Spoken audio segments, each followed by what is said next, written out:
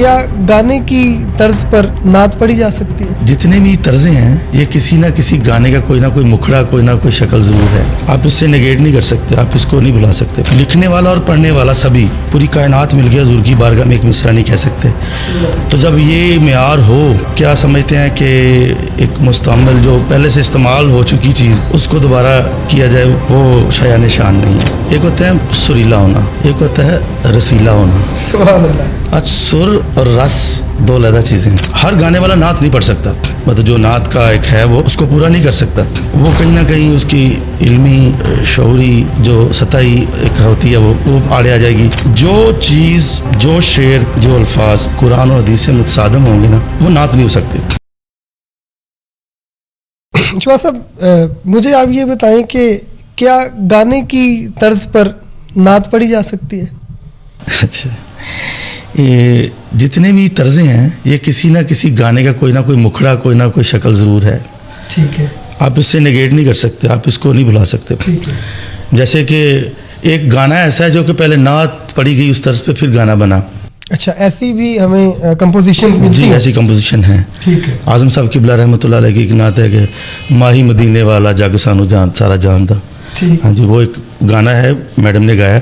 तो मैडम ने बकायदा नज़र पेश की आज़म साहब को, आज़म साहब ये इस पर मुझे इजाज़त दें मैं इसको गा सकूँ, इस पर गाना लिख गा सकूँ।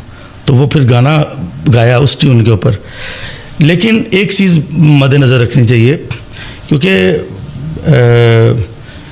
अगर आप वेलवेट के कपड़े के ऊपर टाट का पैबंद लगाएंगे ना तो खूबसूरत नहीं लगेगा। अल्लाह। दरअसल बस ये ऐसे ही है जैसे किसी इस्तेमाल शुदा चीज़ के अंदर दोबारा कोई चीज़ डाल के आप खा लें। तो करीम आका अलैहिस्सलातु वस्सलाम का जो जिक्र है ना, वो बहुत आला वर्फ है। ये एक ऐसा अमल है जिसको फुकहा सूफिया कराम और जितने भी उलमा हैं, इन्होंने अपनी एड़ी चोटी का ज़ोर लगा के भी करने की कोशिश की है। तो आखिर में यही कहा कि गालिब सनाए ख्वाजा वास्ते। लिखने वाला और पढ़ने वाला सभी पूरी कायनात मिल गया हुजूर की बारगाह में एक मिसरा नहीं कह सकते। तो जब ये मेयार हो तो फिर आप क्या समझते हैं कि एक मुस्तअमल जो पहले से इस्तेमाल हो चुकी चीज़ उसको दोबारा किया जाए, वो शायान शान नहीं है। लेकिन अगर देखा जाए तो मुख्तलिफ जितने भी गायकी के असूल हैं या रमूज़ हैं जो नशिस्त व बर्खास्त है मुख्तलिफ रागों और मुख्तलिफ क्या कहते हैं आप उसकी जो ठाठ हैं, तो वो मिल मिला के एक ही तरह की चीज़ें बनती हैं। मतलब बाज़ औक़ात ऐसा है पढ़ते पढ़ते आप अगर 12वीं में पढ़ रहे हैं और आप अलाप पे जाके आपने ऊपर जगह कही है तो आप कहीं ना कहीं आप किसी गाने की एक जगह बन जाएगी वो। लेकिन आप उसे ये नहीं कह सकते कि गाना है, क्योंकि मुकम्मल उसका मुखड़ा जो है ना तो चेंज हो चुका है।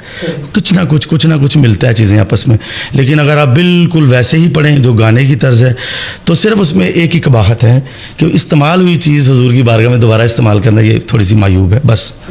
नाज़रीन, आप ये पहली बार शायद जान रहे होंगे कि वो लोग जो इस बात पर एतराज़ करते हैं कि गाने की तर्ज पर नात नहीं पढ़नी चाहिए या उसकी कंपोजिशन नहीं होनी चाहिए, आज हमें यह भी पता चला है कि बाकायदा नात की कंपोजिशन पर गाने जो हैं वो कंपोज हो चुके हैं और गाए जा चुके हैं जी। शवा साहब, ये बताइए कि खुशगुलू होने के असरात क्या हैं आपके ख़याल में, या आपके नज़दीक खुशगुलू होना कैसा है? अल्लाह रब्बुल इज़्ज़त के यहाँ ये जो खुशगुलू है या जो खुश इल्हानी है या लहन दाऊदी है, इसकी क्या हैसियत है, क्या वक़ार है कि अल्लाह रब्बुल इज़्ज़त ने अपने मुकर्रब अंबिया में से 4 में से एक को सिर्फ मौजज़े के तौर पे खुश लहन किया? ये इस क्वेश्चन को थोड़ा सा और खोल लेते हैं जी। खुश लहन होना एक और चीज़ है, एक होता है सुरीला होना, एक होता है रसीला होना। सुभान अल्लाह। आज सुर और रस दो अलग चीज़ें हैं। मैंने भट्ट साहब से ये सवाल किया था, ठीक, तो मुझे उन्होंने जो जवाब दिया वो बड़ा, मैं वही आप तमाम मेरी अपनी क्या बात है, मेरी अपनी अपनी। भट्ट साहब क़िबला रहमतुल्लाह अलैह फरमाते हैं कि जी बेटा, मैंने पूछा सुरीला अच्छा होता है कि रसीला? अच्छा। अब मैं बेटा सुरीला वो होता है जो सुर में हो, खुश अलहान हो, रसीला होता है जो सुर के साथ दर्द हो जिसमें। वाह वाह वाह वाह वाह। तो रसीला अच्छा होता है। वाह वाह वाह। बस یہ بات ہے کہ اس میں درد کیا ہے، وگرنہ کیا ہے ایسی ایسی آوازیں ہیں کہ آواز ایسے لگائی ہے تو بالکل بس جیسے گئے ہیں ویسے واپس آ گئے ہیں، لیکن ایسے ایسے بھی ہیں ایسے آ ہی گیا تو جان نکل جاتی ہے. اللہ، وہ کون لوگ ہیں؟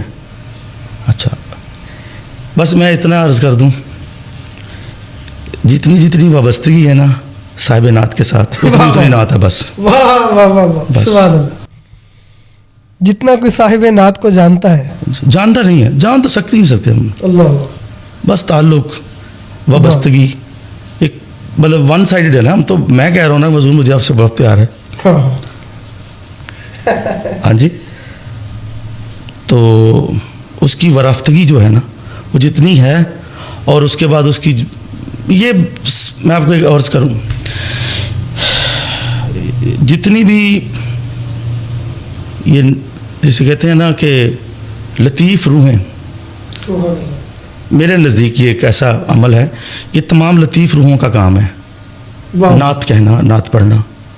بہت چنیدہ سلیکٹو. جی یہ چنے ہوئے لوگ ہوتے ہیں. اس کی ریزن بتاتا ہوں میں. میری اپنی ایک آبزرویشن یا سمجھنے کی میری اپنی وہ ہے اس کے اوپر کہ ہر گانے والا نعت نہیں پڑھ سکتا. ٹھیک. مطلب جو نعت کا ایک ہے وہ اس کو پورا نہیں کر سکتا. وہ کہیں نہ کہیں اس کی علمی یا شعوری جو سطحی ایک ہوتی ہے وہ آڑے آ جائے گی. کہیں وہ بہت سر میں ہوگا. لیکن دیکھیں نعت میں نا سب سے پہلے سر کو ثانوی حیثیت حاصل ہے. ٹھیک ہے. کلام کو اولین حیثیت حاصل ہے. کلام معیاری ہونا. جی سب سے پہلے کلام. کیوں؟ دیکھیں جو چیز، جو شعر، جو الفاظ قرآن و حدیث سے متصادم ہوں گے نا وہ نعت نہیں ہو سکتے. اسے کچھ اور کہہ سکتے ہیں، نعت نہیں ہوں گے. ابھی میں ذکر کر رہا تھا کہ یہ جو ہمارے پاس سب سے مشکل کام تو لکھنا ہی ہے نا اور پڑھنا ہے. یہ وہ لطیف روحیں ہیں جن کو اللہ نے روز قیامت سے ہی اس پہ کیا کہتے ہیں نا مسنون من اللہ والا عہدہ ہے. اللہ نے متمکن کر دیا ان کو، اس پہ ان کو فائز کر دیا. پھر وہ وارفان اللہ کا ذکر کی جو ٹیم ہے اللہ، اس کا حصہ بنا دیا. واہ واہ. جی سبحان اللہ. تو یہ چھوٹا کام تو نہیں ہے، یہ کچھ یہ ایسا تو نہیں ہے کہ یہ عام لوگوں کے لیے ہے. یہ تو بڑے خاص اور اللہ کے خاص رحم جن کو بخشنا مقصود ہے نا. کیونکہ درود شریف جو ہے وہ ایک ایسی بات ہے جس کا قبولیت میں کوئی شک نہیں، چاہے ریاکاری سے کی جائے. نعت بھی درود کی ایک شکل ہے. مثال کے طور پہ کسی کی اگر زبان اور کان نہیں ہے، مطلب گویائی اور اس کی سماعت کام نہیں کرتی تو وہ درود شریف کیسے پڑھے گا؟ اور ساتھ نبینا بھی ہے.